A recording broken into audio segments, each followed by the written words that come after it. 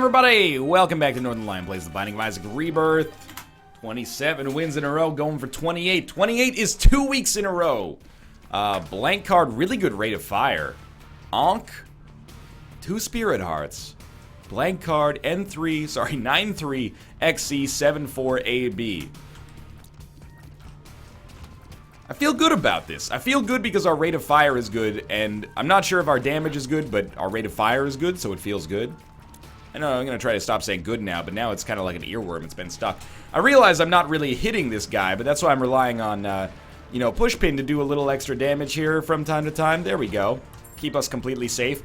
We're not really balling out of control on HP right now. You know, 2 Spirit Hearts is not meaningless. I was going to say insignificant, but it actually is insignificant in the greater scheme of HP in Isaac. But it's certainly not enough to really be comfortable with, even though we have the Ankh. You know, we'd like to, if we could combine those and we could just have 5 Spirit Hearts, that would be perfect. But let's remember that if we just kill ourselves with the Ankh in the hopes of respawning, we're going to respawn as Blue Baby, which is going to mean that we're not going to be able to take HP as Red Hearts. It's all going to be Spirit Hearts. So if possible, I'd rather avoid that.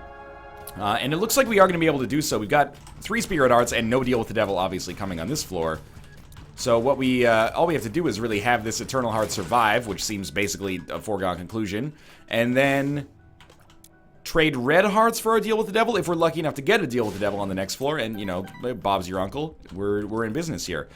Luckily, kind of shitty items there, so we don't really want to buy them anyway, but before we do our boss fight here, we should go through with our big room, because, like I assumed, it was going to border our item room, and we want to see what's in our item room before we make any rash decisions about, you know, heading down to the next floor, obviously. Now, Blank Card is a fantastic spacebar item. A lot of latent potential just kind of sitting there. All we need to do is get a card that actually works with it. And it doesn't have to be great right off the bat. You know, one of the things that makes some cards not so good is scarcity. Like, 2 of Diamonds right now is not that good. It's worth 6 cents. It's like the equivalent of effectively getting a nickel drop. But if we could get 2 of Diamonds plus Blank Card, that's unlimited money. You know, the scarcity problem is completely eliminated by Blank Card. So if we could pick up an early Rune or an early Tarot card, even if it doesn't seem like it's worth all that much, that would be awesome. Even an early Magician or an early, dare I say, Tower card could be half decent for us if we were able to use it in the right circumstances. So let me just make sure I'm not passing up on a Tarot card in our shop. I'm not. I'm passing up on a pill. Obviously, this means things like Starter Deck are going to be more valuable for us as well, but right now I'm pretty encouraged by the state of this run, and picking up an Orbital doesn't make me feel any worse about the situation, honestly. We already got our HP upgrade. You know, you like to get an HP upgrade if your HP is low on the first floor, and we got an Eternal Heart from our second secret room, which we found pretty much completely by accident, so we should be thanking our lucky stars on that one. I'm going to ask the question nobody's got the confidence to ask. Does the existence of lucky stars mean that there are unlucky stars? Are there stars out there that are just particularly dickish to particular people? And if so, what is the reason behind this? Is there a celestial explanation, a scientific wherewithal or motivation for this that I can't possibly comprehend in my terrestrial state? Gimpy on the house is really good, especially if we actually do manage to pick up an arcade on this floor. Could probably at least get that Spirit Heart that we spent in the curse room to pay for itself on this very floor. Obviously, by the end of the game, it'll probably pay for itself. Are you a wizard? That is terrible, but at least we can burn it out a little bit on this room, which is pretty easy. And we do have an Orbital that we can always rely on for some extra, you know, killing power. Probably in a situation where we're not going to get ourselves hurt anyway. Chemical Peel, it's fine. Not a particularly, I guess, like, there's not a lot of fanfare associated with this item, but any damage upgrade is fine by me, even though it is only out of one eye, or maybe that's a Are You a Wizard effect happening right here. No, it does not appear to be. I thought I had it confused with Blood Clot temporarily. Apparently, I was more confused than I initially thought. Starting to lose hope for an arcade here. We've had pretty bad luck for getting that first floor arcade. Recently, at least, not long term, but, you know, It's the kind of thing, like, the arcade in the early game oftentimes has a really disproportionately positive impact if you need the IV bag or if you could really use the money to buy something from your shop. But later in the game, arcades seem to show up all the time, and you're like, I don't really even need it right now. Especially on the womb, you're like, what am I going to do with an arcade now? You know, unless you have Bloody Penny, it's a really tough sell, so... Unfortunately, it looks like that is indeed going to be the case, but later on, maybe we will be able to make use of our arcades because of Gimpy. For now, let's worry about things that actually exist in the here and now, as opposed to, you know, just have the potential to exist in the future. Weird little slowdown on Monstro there, because I got a Skype message. And we'll just... Now, actually, it's because I'm using tool-assisted speedrun mechanics here to help me gain an advantage against fighting slow champion Monstro. Toothpicks, I'm being facetious, obviously. Toothpicks is good. Okay, well, out of all the possible outcomes, I still would rather have paid HP for Guppy's Tail, because it gives us that deal with the devil precedent. But given the situation that we already saw, that we had 3 red chests, I'm just happy that we had some item out of it to begin with. It does suck that unfortunately we can't get deal with the devil precedent, and now we might get mired in deals with the angel, but... You know, you gotta take what the game gives you. Let's see what we've got in our double key room now that we can afford to go. It's kind of a waste, if I'm being honest. And then the secret room is a serious wild card here. I have no idea where it would be. My initial hunch would be here. Didn't work out. We got 8 bombs, so I figure maybe we'll try one more right here. Has a little bit of extra significance because we'd be able to get into our shop that way, and maybe we'll try one more here. It seems kind of framed by those rocks. Alright, well that's 3 bombs for no reason. And... I don't believe that our secret room could even be in this location, which means it's hidden somewhere else on this floor. Probably we could find it, but I think I'm just going to head down to the next floor. Not out of laziness, but let's preserve our bombs. Let's get going here. Yeah, this is worth it. Even though we can't open the golden chest, I want to give this a try. I'm assuming that we'll probably be able to get enough keys to open it at some point in the future. Very interesting run so far. Toothpicks plus chemical peel, plus our half-decent damage stat to start with, makes this not an insurmountable situation to be in. Our damage is actually above average. HP is probably hovering a little bit below average for this point in the game. It's hard to say, though, because that deal with the devil makes it, you know, it's so dependent on whether or not you actually get that deal with the devil on the second floor. But certainly the ball is still in our court here. It might not be as out of control amazing as our last run was, but, you know, very few runs are, percentage-wise. Balls of Steel. That's a big one. That was a situation where, you know, a bad pill really could have set us back. If we'd gotten a bad trip, could have put us in a very tough position when it comes to getting our deal with the devil on this floor, at least getting our chance at it, even though the penalty is going to be pretty prohibitive. But yeah, Balls of Steel instead puts us in a pretty dominant position. We know that we're safe, at least for this floor, unless something unthinkable happens, so we'll just try to build upon this, and hopefully we get a little bit of a break, either a great item room or a good tarot card to go with blank card, or of course, you know, the quintessential big break, which would just be a good deal with the devil here, or any deal with the devil, so we can have some precedent in that regard. But yeah, let's keep this in perspective right now. It's not a bad run, because even though our HP is not superb, our damage kind of is right now. Maybe not, you know, Brimstone Mom's knife level, but it's up there. And we got a decent trinket as well. I don't love the push pin because it's got kind of an inconsistent effect, but it's better than the other 3 that I saw in there. I mean, I didn't take Judas's Tongue, I didn't take Cartridge, I didn't take Blue Baby's Soul. The only one I thought about taking was Judas's Tongue, but I was like, if we only have 1 HP, 2 hard deals are worth 1 hard anyway. And the thing with Judas's Tongue is that it's great if it works, but it doesn't work very consistently. 2 hard deals are already the exception rather than the rule. So many times you take Judas's Tongue and you just don't get the opportunity to make it work. So I feel like a small offensive benefit that is relatively guaranteed, even though I did just call it inconsistent. It is inconsistent, but it has a probability associated with it. Trumps what we get from Judas's Tongue, which is variability that may never come to fruition for us. So I just want a little bit of a last chance moment there to put that fortune teller down, but we did manage to get a 2 of diamonds out of it, and this allows us to get to over 40 cents, so definitely we'll go to our shop and see what we can get in there. This floor is a little bit more of a kind of a tactical situation here. little bit of a dog fight, for lack of a better word. A little bit of a positional chess match, if you will. As Senatorial Whip Frank Underwood. I don't know where that one. These impressions are getting worse. Hey, a health upgrade. I don't care if it's health downgrade in the future. I am happy that it is a health upgrade for us right now. And this floor is nearing its conclusion, you gotta think. Oh, I should not have gotten so close, but I was really like, well, if I can just hit him with my orbital, that'll sort it out. Okay, converter, we don't want. Oh, we have blank card, 2 of diamonds. I'm an idiot. That's right. Well, we might as well buy battery first, and then blank card, and then pick up our spirit heart. And definitely open the item room instead of that golden chest. Tiny planet, I'm gonna take it, because I felt like I've kind of gone back on my commitment to absurdity lately. And I think we're in a comfortable enough position that I can take Tiny Planet and not feel like it's a guaranteed death sentence. Let's try to make this one work. I can't believe that I made the case for like 2 of diamonds being a really good card, particularly because we have blank card, on the first floor.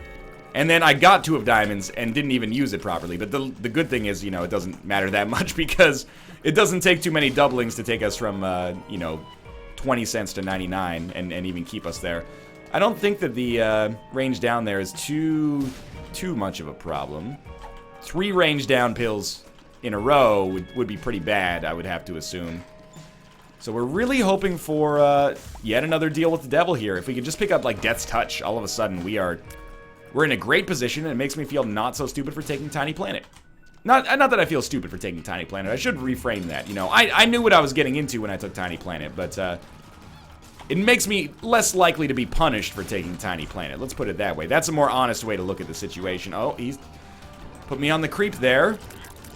That range down is actually having a surprisingly negative effect on me right now because I have to get close enough to hit him, which oftentimes puts me in range of getting sucked onto the creep by that tractor beam unless I react in time. So, it's gonna go fine. I mean, you can see that our damage is actually pretty good right now, but a little bit more vulnerable than I would be in a normal situation right now.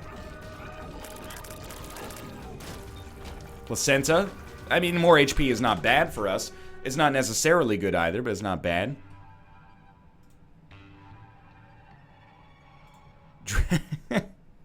Dracula Feet is not my artist. It's not like I own him, but the guy who does most of the art for the channel just sent me a picture of that old, you know, Reddit meme of skeleton looking at a computer, implying that I am not replying to his emails. I'm very flaky about that stuff, but that's a great way to get my attention. I will reply to your message, and perhaps as a result of that discourse, we will have a new piece of Northern Lion merchandise going up soon. Not that I'm trying to, you know, what do they call it? It's not viral marketing, but like, I don't know, like a sneak announcement or something. You know, I'm not trying to drum up hype. It's like, this fall, T-shirts will never be the same. You know, it's probably going to be a shirt. It's not going to change your life, but if you'd like to buy a shirt, you may have a new shirt to buy with a Dracula Fetus artwork on it.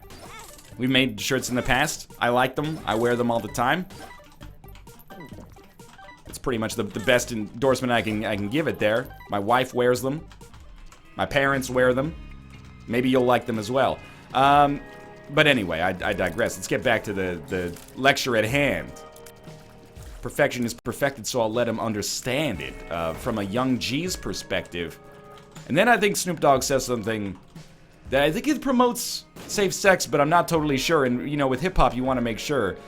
I think he says, like, before I get with a bitch, I have to grab the contraceptive. Which, you know, on the one hand, probably not the preferred nomenclature. But also, I mean, it shows a commitment to good sexual health, I guess. You never know, she could be earning her man and learning her man, and at the same time burning her man. I get the burning her man part. That's clearly a reference to some form of like infidelity. Earning her man. I don't know what this means. What does this mean to earn her? Is it financial, or is she literally earning her man by being a good partner or something? I don't know. But the real one that gets me is learning her man. And at this point, you know, I like to give Snoop Dogg and Dr. Dre a lot of credit for being some of the progenitors of the G-Funk era in hip-hop, but I think that they just picked that one because it rhymes and it sounds like plausible if you don't think about it. But, you know, if I could have an afternoon with Dre, my dinner with Dre. Wow, that's a reference that is gonna not cry. Many people are gonna get a half of this reference. Not too many people are gonna get all of it, and you have my appreciation if you're along for the ride here. Yes, I would ask him, Dre, what does it mean to be learning and earning your man? The burning part is, as far as I'm concerned, self-explanatory. Anyway, sometimes I get a little bit too wrapped up in the minutia of nothing but a G thing, but I'm still unraveling it all these years later. I mean, I didn't really start until a couple of years ago. I was like 6 when the song came out. I didn't really appreciate its blissed out vibes, but that's okay. Looking for another card right now. Also, wouldn't be the worst thing in the world to pick up some more freaking keys. We're quite low. Okay, I'll tell you what. Just pop up. Just pop up. Make this easy on both of us. Those are not keys. That's more money we could not possibly need. Things are starting to get a little bit scary. You know, we're a little bit up against it here. Damage still great. That has not changed. But there's not much point in having 99 cents if we can't get into the shop. Or we don't have, you know, one of 3 synergies that works with having... Or 3 items that has a synergy with having a lot of money. Thinking specifically of, like... Magic Fingers, and obviously Money Equals Power, and Midas Touch, which I wouldn't even want to use because of the damage associated with it. Speaking of which, if we could actually buy... Well, actually, no. Now that I think about it. There's no point in buying Magic Fingers, because we can't have Magic Fingers and Blank Card at the same time. It would make for one magnificent floor, though. And our damage is starting to stack up here. The damage to us, I should say. This is a floor where we really, really have to avoid...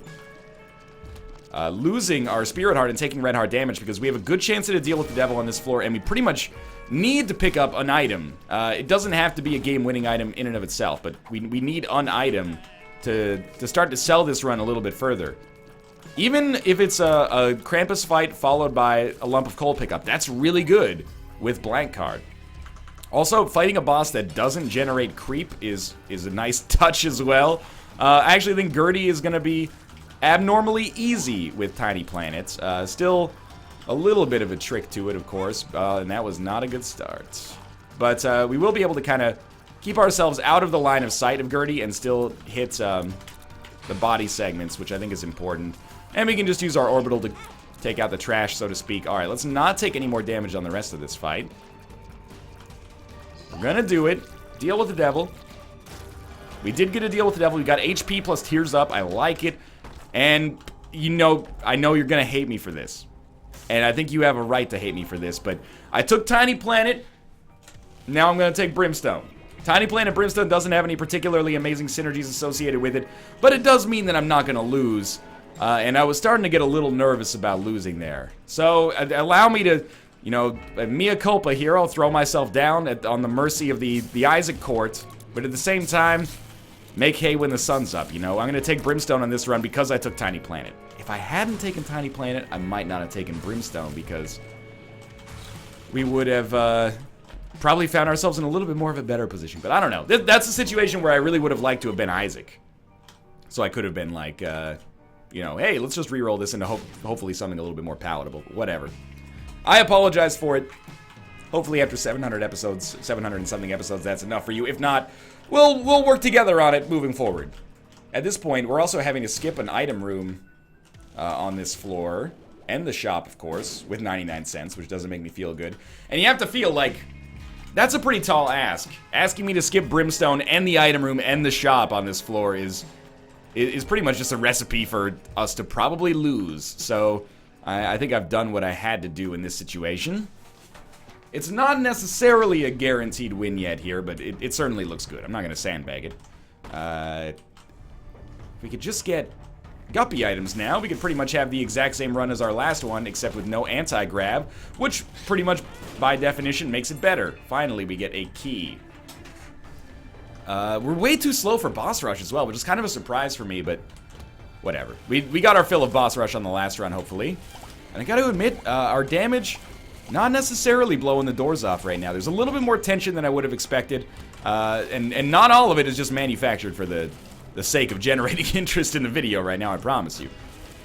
But now that means I can stop talking about I can stop talking about Binding of Isaac and start talking about what I'm really passionate about right now, which is Magic the Gathering.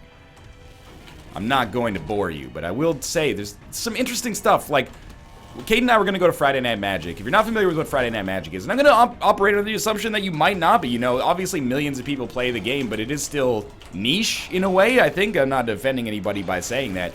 And I didn't know about it, even though I was familiar with the game until like a month ago. But Friday Night Magic is basically a Wizards of the Coast encouraged and sanctioned regular event at local game stores, which is really cool that there's that kind of community aspect. But Wizards of the Coast basically sends promo cards and I think booster packs maybe to local game stores, and then every Friday night they hold Magic the Gathering tournaments basically that anybody can show up to. They pay a small entry fee, and then they have a chance to, well, they compete against each other, and whoever performs the best wins some of the rewards, and the other ones get like divvied up. We were going to go to that last week, but I came down with that mysterious like 24-hour flu where I was recording those episodes where I was like, hey, I'm not sure if, you know, I'll be dead tomorrow. That'd be pretty messed up. I hope it doesn't happen, but you never know. Luckily, I'm still here. Yeah, we were going to go to it, but I have like some weird anxiety about it, which is strange. I feel like I have like a bit of a fake nerd complex about myself, which is really unusual. Let me put it that way. Like, I don't need to prove my nerd cred. I think I play video games basically for a living. I play Magic the Gathering. I'm learning computer programming. I was in the chess club when I was a kid, etc., etc. Doesn't it sound like I'm protesting too much, though? That's because I got this chip on my shoulder. But there is like a little part of my brain that is like, I'm going to show up at Friday Night Magic, and these people are going to know I'm a fraud. I'm going to be like, and I play an island, and then I send out Fairy Miscreant, and then someone's going to be like, wow, doesn't this nerd know that, you know, Fairy Miscreant isn't a very good one-drop, and if you're going to do a blue-red artifact deck? Like, I'm very concerned that that's actually going to happen, but everyone we've met in the Magic community so far has been quite nice. I've understood that some people have horror stories. It happens with every community. You know, I think I've told this story on the show before, but, you know, like I said, I played competitive chess, not just in, like, chess club, but, like, in tournaments and stuff like that. Maybe I should buy that deck of tarot cards there. When I was, like, 12 and 13, and like 12, 13, 14, so for a few years there. And I would play against people that were, like, 40 years old, and chess was, like, their life, which is really cool until you realize that this person is like an adult who defines or derives 100% of their like self-esteem from their chess match, and then they get beaten by like a 12-year-old kid and throw a temper tantrum. It happens, man. You know, you've seen salt in video games before. I assure you that salt exists outside of video games as well. So yeah, like I'm not a stranger to that side of you know, competitive kind of nerdy communities as well. But I don't know. I think I need to just nut up and go to one of these events and be like, hey, my name's Ryan. I watch sports sometimes, but also I like Magic the Gathering, and then just hope that these people will accept me for the charlatan that I am. Also, Kate and I can't keep justifying spending like $20 a week on Magic the Gathering cards without having some competitive element, I think. We're getting too deep into buying singles and stuff like that for us to not take it to the next level. Hopefully, I've played a little bit of Magic Duels. Magic Duels is like the new platform on Steam, and I call it a platform as opposed to a game because that's really what it is. In the same way that Hearthstone, I mean, it is a game, but it's also a platform for Blizzard to release new cards and DLC, which is not meant to be like needlessly pessimistic. It's just me saying like, you know, Magic previously basically came out with like a Magic game every year or two. Imagine if there was a Hearthstone game every year or two. Obviously, we want to stick with Two of Clubs and Blank Card here.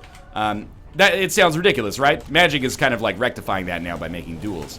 Hopefully when Battle for Zendikar, the new expansion, comes out, they, you know, manage to work out the kinks with it and make it a little bit more accessible, I think, because that's really what Magic needs. Hearthstone is like all the edges are rounded off, which is not to say it's simple necessarily, but the rules are much simpler, and it's definitely more accessible for a new player to get into. Magic has all the, like, 10 years of rules that make no sense, and you're like, oh, I'm gonna cast this creature with Suspend, but then can I target it with other abilities? Oh, this creature has Megamorph, though. How does that change things? Like, there's ridiculous interactions like that, and even though Kate and I are playing, you know, frequently, we have to Google stuff every night when we play. We'll be like, oh, I've never seen this interaction before, which is part of what makes that game great, by the way. Yeah, hopefully Duels makes it a little bit more, like, accessible on a digital level. I think they could really help the game out. Not that Wizards of the Coast needs you know, it might help to print money, but anyway. That's Magic the Gathering. Would I recommend that you get into Magic the Gathering? I don't know. Do you feel like you want to? I'm not going to pressure you. It's not for everybody. I think what it is for me is I'm finally scratching this tabletop itch. Like, we're in this tabletop renaissance. I was really into board games when I was a kid, but they kind of had a reputation for being very, very boring. And also, you know, most people, at least back then, their familiarity with board games was like Monopoly, and then there was like you know, you get into a dark and dingy basement and play Dungeons and Dragons, which I'm not saying there's anything wrong with that. Now, like, they're kind of coming into the mainstream, and I'm like, I should have dealt with the pain back then, and then I could still be on the cutting edge of it right now. But I'm content to be a poser and serve my time in the trenches, you know. I was like, why can't I kill this guy? Is it literally because of his flies make it impossible to kill because he's not the last enemy left? Because that seems like bullshit. I think Magic is like my intro D&D stuff. It's me finally saying that, and I've said this before, but it's me finally saying that I can like embrace my inner nerd. It's okay, you know? I've been hiding it too long. Not that I've really been hiding it, I guess, but anyway. That's Magic the Gathering. I now own more dice than 95% of the adult population, just to use as Thopter tokens. And if you understood that sentence, you're cool in my books. Alright, okay, Krampus fight, it doesn't matter at this point. We're still kind of in a little bit of a touch-and-go situation. I gotta admit, our HP is not good. Having the bombs is relatively meaningless. I haven't really been paying that much active attention as I've been telling these stories. But, man. Sometimes I wish I'd stuck with competitive chess. Not because like, by the end of it, I was kind of like, I'm done with competitive chess. You get to a certain level, and you're like, it's going to take way more effort to get to the next level than I'm willing to invest. And more respect than I could possibly articulate to people who choose to take anything, not just chess, but take anything to that next level, you know? I was spending probably like 15 or 20 hours a week as a 14-year-old studying chess books. My ELO was like 17? Yeah, it was probably like 16 or 1700. So I was still like very slightly above average for a competitive player. To get to the point where I would be competing for, like, you know, a national master norm or something like that, an international master norm would have been, for me, for my personal tastes, at least at that moment in my life, time prohibitive. Where would I find time to play NHL 04, for example? But yeah, I mean, anyone who has the dedication, and who, especially at a young age, to commit to anything like that, to becoming one of the best in their region or their country or their world, that's incredible. But it was really funny, because chess has this weird thing where oftentimes there are like 11, 12-year-old kids who are among the best in the country. I don't know what it is, if it's like a kid's brain, or it's like they have time to spend on it, whereas someone who's like 40 or 50, they're working like a full-time job probably and raising their child. Like, it's very sobering, especially like, even I got a taste of it because there was a kid in our chess club who was like, well, I guess I should open this. He was 12, and I was like 14, and he was way better than me, and he's a very competitive player to this day. And he kicked the shit out of me on a regular basis, and I would be like, but I'm 14. Like, imagine how if you're like 45, and then some punk 14-year-old comes in, and you're like, why am I spending my day like busting ass, and then coming here on my off time just to get beaten by a punk teenager, right? But it's the way it is in that. Imagine if like in competitive football, like, one of the top 10 wide receivers in the league was like 14 years old. That's the bizarro world of competitive chess, but that's also what makes it like really cool and kind of like equalizing. Anyway, that's that. That's my feelings on chess. Also, a lot of well-adjusted people who are very, very nice and encouraging and, you know, cognizant of the fact that they're playing a child and don't get bent out of shape about it. Does this do anything weird? No. And then a lot of people who are not very well adjusted and then can cause some problems with that. If you feel yourself becoming those people, I mean, we all feel the salt rise from time to time. All you gotta do is say, is this worth getting, you know, my sodium chloride, there we go. It's been a while since I took 9th grade chemistry, apparently. Says the guy with the biology degree, but, you know.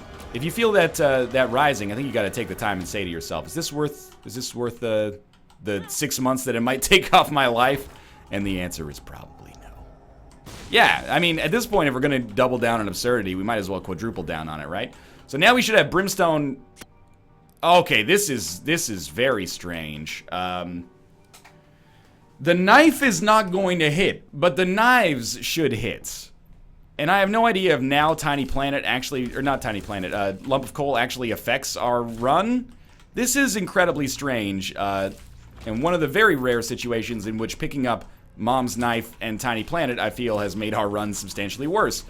But it has also made it substantially more interesting.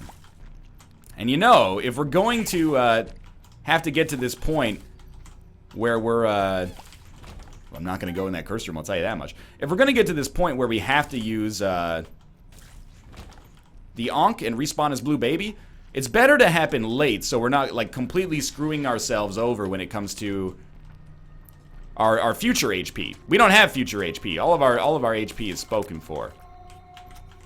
Man, I could really use a better card. You know what I should have done is been way more vigilant, especially considering I had 99 bombs. Ugh. Been way more vigilant about blowing up skulls and picking up better cards. I don't know. Just got a little too off on my chess club tangent. And there's my deep-seated nerd anxiety about Magic the Gathering. Now you know. But I also feel like I'm kind of like, I'm not a dad, but I feel like I'm that kind of cool dad who will go to chess club with, well, let's put it this way, I'm a cool husband. Because my wife wants to go to Friday Night Magic. She's investing a lot of time and effort into building her deck. And I'm kind of just content to escort her there and be like, yeah, I'll play, and I'm having fun, but, you know, I'm here for you. But I hope to have fun as well. And if I don't win a booster pack, I'm going to throw a temper tantrum. That's 100% joking. I hope. But sometimes, you know, you don't see the salt rising in yourself until it's already too late. You've already become the salt. Okay, I would really prefer not to die until we've at least killed Mom's Heart. If we could kill Mom's Heart and then, you know, take damage against those bullets, I could live with myself. Let's head up to the next floor. So far, so good. You know, this is not a bad run. It's just very unusual. The real problem is the fact that the first hit just does not work. Bloody Penny might be useful for us here until we respawn. Like, when we fire our shot, it's not going to hit. But I'm realizing now, we don't necessarily have to wait for that, like, half-second delay for the knives to come out. We can sort of just tap shoot, and even with just a tap shot, like, 30 knives come out here, as you can see. So we've got a little bit of, like, a chocolate milk thing going on, which I am completely content to nurture. And we'll stick with Bloody Penny just for now. This actually seems like it could be worthwhile. Instead of charging up, like, a big Mom's Knife shot, I mean, sometimes, you know, we might as well, but instead of having or feeling forced to charge up a big Mom's Knife shot, we could just tap shoot and do, like, a really good job of firing. We can almost fire kind of endlessly here, as you can see. And on a room like this, that's a lot of value here, and, you know, prepare yourself. My keyboard is going to be quite noisy, I think, but at the same time, I think it's a new era for this Brimstone Mom's Knife run right here. It also makes us a little bit more likely to actually hit something with Tiny Planet Mom's Knife, which is, you know, an enviable task for sure. Because, oh my god, it's so close. I would prefer not to take damage here. Yeah, okay, we're going to be able to swing that. Good. This shouldn't be that tough, if we're being honest. I mean, we are doing a lot of damage with our Brimstone shots. We've already taken him into the second phase, soon to be third phase. That was, I saw that damage coming, but it was very difficult for me to get out of the way.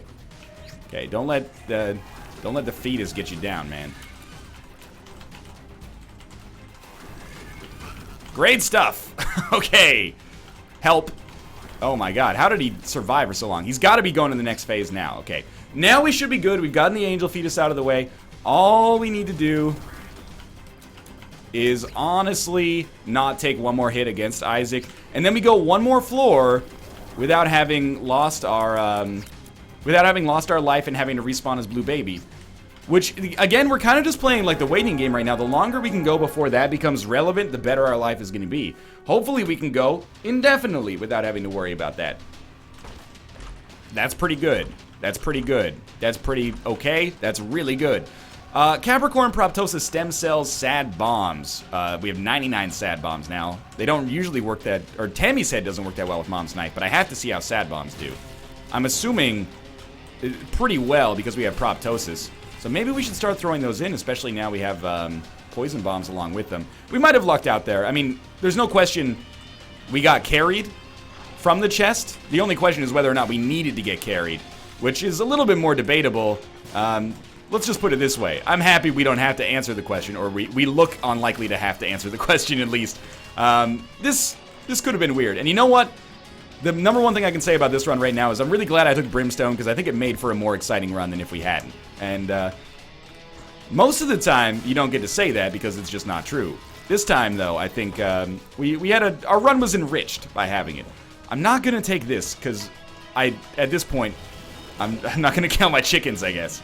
I don't want to take it. You know what? I'm going to take it because I can't be trusted, and I need to renew my commitment to absurdity. Let's pick this up. I have no idea if we're going to teleport or if this is going to make sad bombs better if I hold a charge or something. Who knows? If this is going to make it impossible to tap shoot or 10 times easier to tap shoot. Very strange item generation here, but I'm happy for it. And another quick run, and it looks like this is going to be win 28 here. Again, that's 2 weeks without a loss as Eden, which is fairly unprecedented for me. I think we're in now, like, objective second best streak ever territory, and that's extremely exciting for me. Especially because it's coming so soon after our previous second best streak ever. I'm feeling like we're in a little bit more of a groove than we've been in recently. Hopefully, previous trends don't hold, and I don't just immediately lose after saying, wow, I'm playing so well right now. I do need to give a serious shout out to RN Jesus, who has seriously hooked me up. Not just on this run, but on like 27 of the 28 runs we've done on this streak. You've been a huge help. I appreciate it. Sad Bombs is proving to be worth a lot here, which shouldn't really be surprising, I guess, but it kills pretty much every enemy in a single hit, or a single explosion, which is great for us here. Let's drop a bomb here. I guess it's fitting that the enemies that create bombs were the ones who did not die to a single bomb. We can really get a nice, like, two-pronged assault here, though. What is up? We're, like, so many... I mean, I know that 2 of them were all stats up, but so many, like, damage plus HP upgrades here. And considering we were at 2 HP and almost dead when we came down to this floor, now we're at 6. We've upped our damage and a lot, and I'm really feeling like, what was I so scared about? And then we pick up Death's Touch. This is the most carried I've been on the chest. Probably not ever, but in a long, long time. Oh my god, and it makes Sad Bombs so much better, I just realized. That is fantastic. So I actually hope that this floor lasts forever now, because these Sad Bombs are just beautiful. Now I would love a Bob's Brain pickup or something like that. Are you dead, or are you not taking damage from this for some reason that is unbeknownst? I don't know, man. I'm just along for the ride at this point. Oh, okay. Don't take 2 hits on here. That would be embarrassing. Alright, this should kill him, I think. He's not going to be far away from it, at least. Kind of went for a war of attrition strategy there, but at least we got to finally see Whore of Babylon once. And thanks for watching. That was a really fun episode, especially towards the end. If you enjoyed it, click the like button. Helps out a great deal. And, of course, subscribe if you want to see more in the future. For now, thanks for watching, and I'll see you next time.